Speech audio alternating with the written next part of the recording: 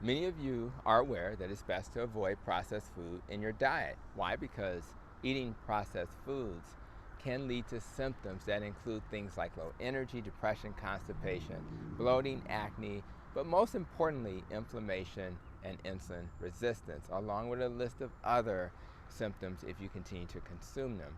But the question you may still have is, what exactly are processed foods anyway? Well, the definition of processed foods is any food that has undergone some type of change before we eat it. This can include foods that have been cut, washed, heated, pasteurized, canned, cooked, frozen, dried, dehydrated, mixed, or just packaged. It can also include foods that have added preservatives, nutrients, flavors, salts, sugars, or fats.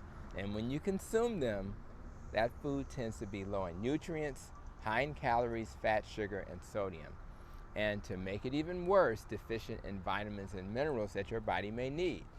So if we were to use cereal as an example, most cereals are made from grains that are milled into flour and mixed with other ingredients like sugar, flavorings, or coloring. The processing is so extensive that most cereal are nutrient deficient.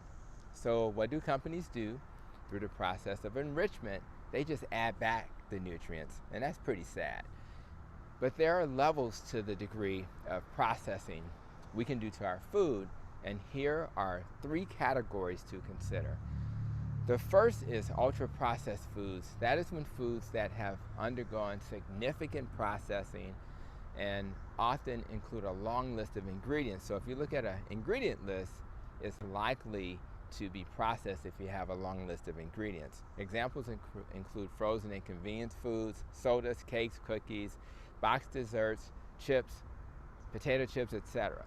The second category is processed foods and includes prepackaged ingredients such as pasta sauce, salad dressing, bread, things like that. And finally, the third category is minimally processed foods like extra virgin olive oil, plain yogurt, nut butters, and of course canned and frozen vegetables that we sometimes use for our smoothies and things like that. So to exist in an industrialized society, it's okay to periodically take advantage of the benefits of having access to convenience foods and processed foods. The goal, however, is to minimize this exposure and focus on consuming minimally processed foods. By shopping on the outer portion of the grocery store where the fresh meats and non-starchy vegetables are, the chances are greater that you'll be feeding your family foods that are not processed at all, or at least minimally processed. By taking advantage of this approach, the probability that you will end up with some so-called chronic medical condition will be greatly reduced. So do the metabolic health doc a favor. Avoid ultra-processed foods as much as possible, because with this approach, you're likely to find yourself in a body that you'll be proud of today and into the future. So I really thank you for spending a few minutes of your time to reflect on the different types of processed food. And until the next video by the Metabolic Health Doc, I'll see you in the next video.